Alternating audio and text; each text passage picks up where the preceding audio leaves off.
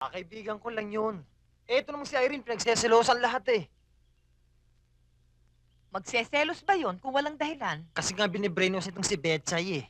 Sino ba yung Sally? Kaibigan ni Irene, kilala mo na yon ang galing na yun dito nung araw. Kung ano-ano pinapasok sa isip kaya nalalaso ng utak. O siya. Mag-usap kayo mag-asawa, ha? Ayusin nyo yung gulong niya. Hindi na nakakaamis yung ginagawa mo. Umuwi ka na sa atin. Bakit? Akala mo ba nilayasan kita para maaliw ka? Meron ng ibang babaeng gumagawa nun para sa'yo. Wala akong ibang babae. Napakagaling mo talaga magsinungaling, ano? Ano ba yan? Yan ba nakukuha yan sa practice o talaga bang second nature na lang sa'yo ang pambobola? Bakit ba akala mo lahat ng babaeng kakilala ko sinusyota ko? Hindi. Hindi naman lahat. Yun lang mga nakakaya mong lokohin. O yung mga alam na may asawa ka na pero gusto lang subukan ang lakas ng kanila apil at ang hina ng tuhod mo. Pwede ba tama na? Patrick, hindi ako asawa mo ko.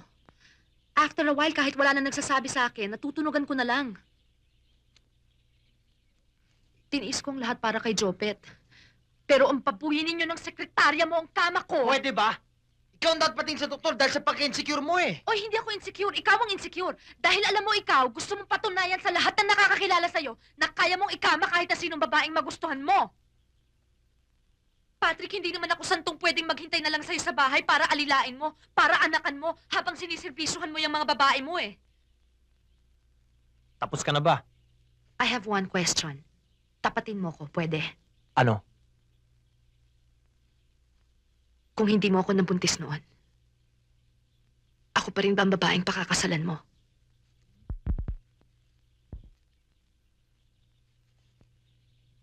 Salamat. Sinagot mo na ang tanong ko.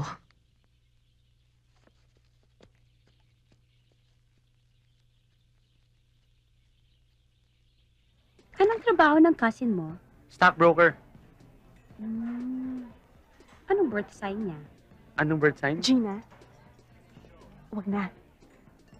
Tinatanong ko lang naman kung anong birth sign eh. Anong masama doon? Ano pa yung birthday niya noong April eh. Sa tingin ko, Taurus siya. Taurus? Bakit? Gina, tama na, okay? Jonas, pasensya ka na dito sa best friend ko ha. Kasi alam mo, minsan nang kukulam yan eh. As a hobby. Taurus?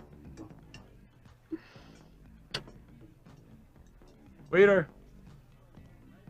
Yes, sir. Jonas. Oh. Sorry ah. Kailan ka ba naman hindi naging late? Siya nga pala, this is Mitch. Parang... Have we met before? No, I don't think so.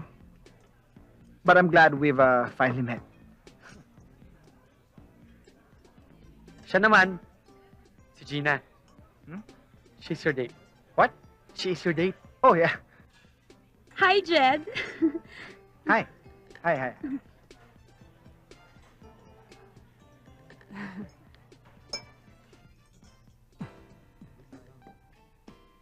Maybe one time we can all go to, Cali, di ba? Beach tayo. Yeah, sure. Kung okay kala Jonas, ha? Kung available yung schedule nila. Yeah, of course, di ba?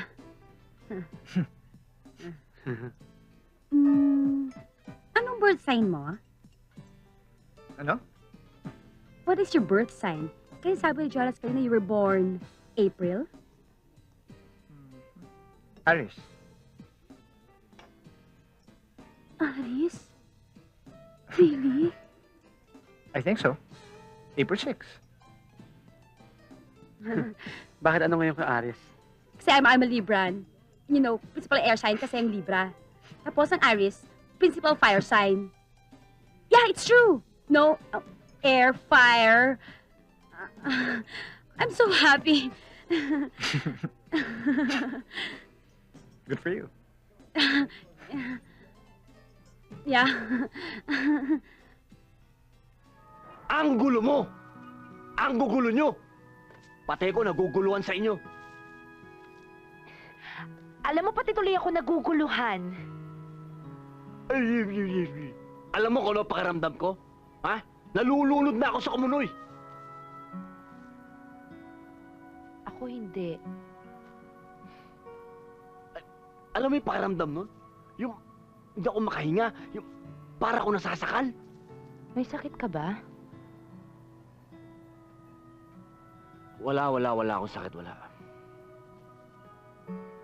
Eh bakit nga? Nakita ko yung buhay ng pamilya ko. Yung isa, nag-asawa nga. Lumigaya. Patay naman.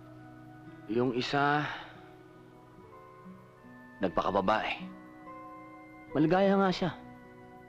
Inaalipusta naman ng taong bayan. Si nanay, tatay, okay naman, maligaya naman sila. Ako, Ikaw, Manuel, ano ba sa tingin mo dapat ang buhay para sa'yo? ikaw. Ako? Ako? Oh, ikaw. Ako? Di syempre, kung pagbibigyan, gusto ko rin magkaroon ng pamilya. Pamilya? Pareho pala tayo. Sa tingin mo, pagka nag-asawa tayo, magiging maligaya ang buhay may asawa?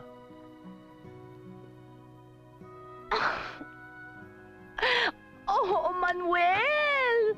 Magiging masaya tayo, tsaka magiging mabuting asawa ko sa'yo. Sabi ko na nga, ba't tama ako eh? Yun ang ibig sabihin ng halik mo sa akin eh. Naku, kailangan ko na ibalita to kay nanay. Alis muna ako, ha?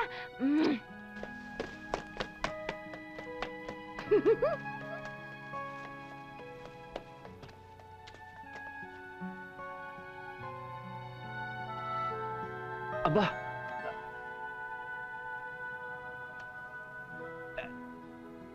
Linet!